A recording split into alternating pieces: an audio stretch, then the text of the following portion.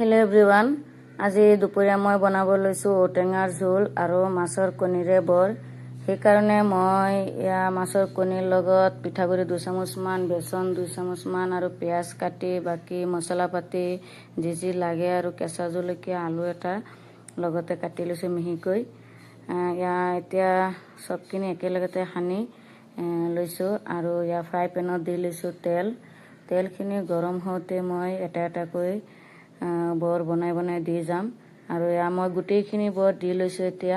এতিয়া উলট পালট কৰি মই এইখিনি গোটেই বৰখিনি ভাজি ল'ম। মোৰ ভাজি বনাই হৈ গৈছে আৰু বাকীখিনিও মই ভাজি বনাই লৈ লৈছোঁ আৰু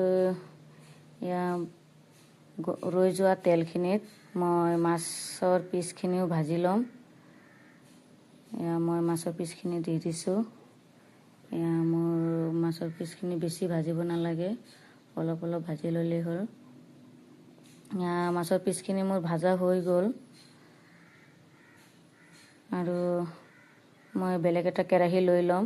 কেৰাহীটো গৰম হ'লেই আৰু কেৰাহীটোত দি দিম অকণমান তেলখিনি গৰম হ'লে মই দি দিম কাটি লোৱা পিঁয়াজ আৰু 2টা জলকীয়া। পিঁয়াজখিনি ভালদৰে ভজা হ'লে মই তাত দি দিম মছলা পাতি যি লাগে আৰু এইফালে আলু কাটি লৈছোঁ 3টামান ডাঙৰ চাইজৰ আৰু ঔটেঙা।